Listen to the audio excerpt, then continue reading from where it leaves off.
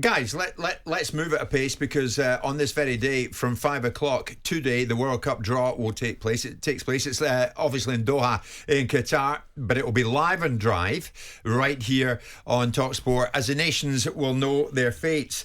Pot 1, England, we know, are in Pot 1. So who will they not be getting? Obviously, who is in Pot 1 with them? The hosts, Qatar. They ranked 51 in the world, Simon. Yep.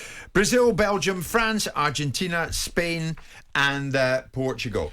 And Gareth Southgate believes that England have all the quality to finally go on and win a major tournament. But he admits that the England squad will now have to live up to expectation, which has been pretty much heightened by themselves in the previous two tournaments, when they got to the World Cup semi-final and went out at that stage, and they got to the Euros final and had a nightmare when it came to penalties. Mr. Jordan, though, you haven't been overly impressed with Gareth Southgate by saying this previously. Let's just look at what we didn't win. We lost in the World Cup when we had a passage through it that no one could have ever believed we were going to get, and we missed an opportunity. And we did the same thing in the European Championships. We should have won that European Championships, and the selection of putting players on the pitch that hadn't even kicked a ball to take penalties was poor. So whilst I absolutely applaud the fact that we've done more with this guy than other managers, that's because we had the bloody opportunity to. We will never get draws in World Cups and European Championships like we got in this particular set of tournaments. So he was entitled to get to finals and semi-finals. So you still think Southgate's got to prove his worth? I still think that with the opportunities he's had, he could and should have done better. We should have won the European Championships. We could and should have beaten the Croatians. And because of his ineptitude at the time, he didn't have the ability to overcome the Croatians in that semi-final. We got a draw that people would have prayed for in the World Cup. And no one could have got a better draw than we did. So we got where we got because we should have got there. And then we get beat. We beat everyone that we should beat. And then when it comes up against someone that we might not be able to beat, we lose.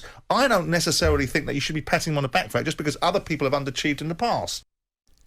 Simon in full flow earlier on in the week. Now, Martin, I have to say, Simon, as only Simon can do, got a lot of support for that. He also had one or two people, well, more than one or two, were saying that's unfair. That's unfair on Southgate. But Simon, as always, as he does, he spoke his mind. So much so that almost 400,000 hits on that on the talkSPORT Twitter feed. What do you make of Simon's take on Southgate and where England are under Southgate? Where is it then that Simon feels that the ineptitude has taken place regarding Gareth Southgate's management? I think the inability to change it against the Croatians, when the first half the Croatians performed in such a way that we were able to assert ourselves. In the second half they changed, we didn't match it. We didn't do anything. We sat there and we waited and we waited and we waited. 2018, and we played with a just asked me a question. Yeah, but we played with a back three, didn't we? So that was the way that Gareth Southgate saw his team developing. He wanted to stay with that, with that system. But it wasn't working. And the Croatians overtook us in that game, and we didn't change anything. It wasn't working, but it got us to the semi-final. But that's not the point, Martin. We beat everyone that we should beat. Yeah, but we didn't. With the draws that we got, the Colombians had their best players out. The Swedes were an imitation of themselves. The group that we came through were a poor group, so we came through it. So when we played against somebody that was able to match us, we couldn't change it in 2018. And it's universally accepted by most observers that Southgate at that particular time didn't have an opportunity or didn't have a thought process to change it. In the European Championships, again, we didn't change against the Italians. We didn't do anything. We waited for something to happen, and when it eventually happened, then we changed. And then we made substitutions, and we put our players on that hadn't even taken penalties in domestic football. And do you fear that would happen again, Simon, in Qatar? No, not necessarily. No. But what I'm not allowing it to do is people to get carried away with a one-dimensional set of praise for Gareth Southgate. He must be praised for evolving this side, for building a domestic feel of harmony amongst the players, reacquainting a successful relationship between certain sections of the fans and the players. But let's get it right, and let's start the platform on a basis of how we did it and what we actually achieved and how we could have done better. You could say that's harsh, but it's harsh but fair, Martin, is it not? No, I don't agree. I think let's separate the two. 2018, I think what they did there was magnificent. Okay, by losing against Belgium, it put us in another side of the draw, where we avoided Brazil and France, who probably would have put us out. We didn't do that on purpose, did we? Or didn't we? I don't know. We made a lot of changes. Are you seriously saying we set ourselves up to lose against Belgium? I'm saying that I don't agree with you saying that about changing the system was really that relevant. I think it was about the growth of the team and development. He couldn't change it at that point. They couldn't not play with a five. Had to play with a five because we didn't have enough quality in midfield.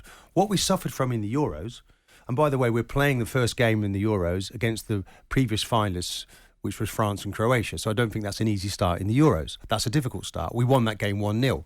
We moved on. Yes, they'd made changes to their team, but we changed our system. We did show a growth. Gareth Southgate showed a change, that he was able to change things tactically. The problem came was when we changed back again in the final against Italy to a 5, which was what we went with in the 2018. And I can understand why we did that, because Italy had a very powerful midfield. Now, the problem we had was we scored early on and they were battering us. And it was very obvious from all of us who've looked back at the tapes, watched it. In the moment, though, I can understand why Gareth Southgate stayed with the tactics that he had. What separates top managers is the ability to be able to manage them. We only lost in the end from a penalty shootout. So I don't feel that the criticism is really there. As long as the manager recognises that he maybe could have changed things in that final. Things, Martin, you just made an argument about how England beat Croatia and avenged their position of losing to Croatia in 2018 and judged them by the standards of how they beat Croatia. And then I make the argument that the Italians have just got knocked out of the World Cup, and you bait and switch the argument and say, well, that's then, this is now. The bottom line is top managers like Mancini, who saw things happening in the game, change things to make a difference in the game. Now, you turn around and say, in the moment, I can understand it. But that's what separates a top manager. You're assuming that all my observations are based on criticism. In that Italy game, I've praised him. In that Italy game, what did we do? The only attack that they had, we scored from their corner. We went the whole length of the pitch and put the ball in the back of the net. The only time they ever came out to try and do anything was an actual corner for them. Okay, the game wasn't panning out in the way that Southgate wanted it to, but we were winning 1-0. That's why he stayed with it. And the momentum was building. I can understand Everybody that. Knew it was in coming. the moment, you could Everybody knew it was coming. His personality type. You could sense Italy Martin, were going to get come on. back Yeah, into you can defend him, and you're assuming this is a one-dimensional attack. If you look at what I've said, I have been very, very, very much in the praise camp as well as the criticism camp. In terms of developing England. If you get to the final of a European Championships against an ageing Italian side at home, you will never get a better opportunity to win that game, and we should and could have won it, and we should have been able to change and adapt. And if the only plan you've got is one plan, then you're not a top-grade manager, and you've got the resource around you.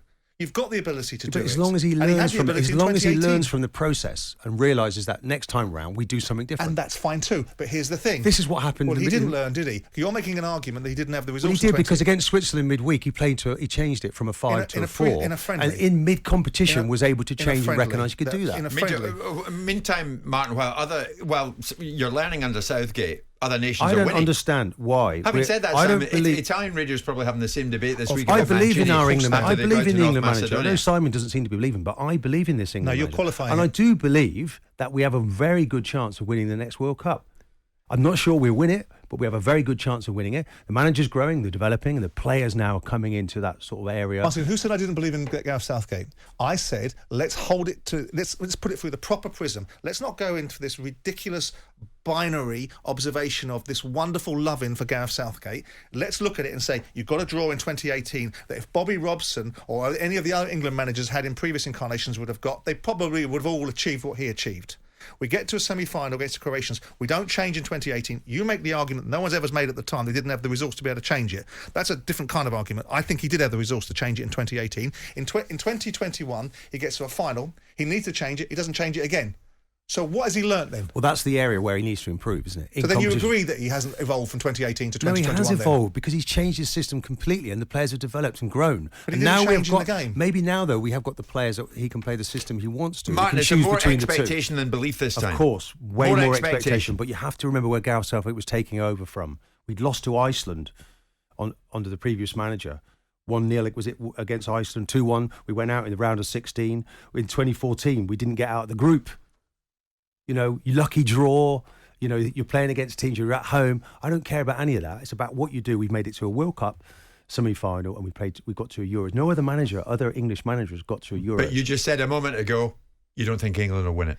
No, I said I'm not sure they can win it. You said you don't think England will win it. Well, I don't want to put any pressure on. And I feel, oh dear, God forbid. In case they're listening. Do you know what? Whenever we go to competition, you listen back, and the French players used to say, we laugh at the English. They're telling everybody they can win it. Why don't we just go there with a little bit of dignity, but know full well we can win it? Okay. But not wind up our Can England win it?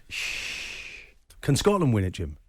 Absolutely. Because actually, that was our worst performance in the Euros. The 0-0 draw against Scotland, where Scotland actually ran the show because they decided for a change they were going to play some football. We had the open top bus parade on the way to Argentina. What an arrogant thing to say. It was our worst performance. Maybe the Scots made us play. No, because Scotland decided to play football. Until that point, they were to do just with playing long Scots, balls. But then they changed their midfield, and they passed England off the pitch. Don't you try to pretend you're supporting Scotland here, Simon. Jim White and Simon Jordan.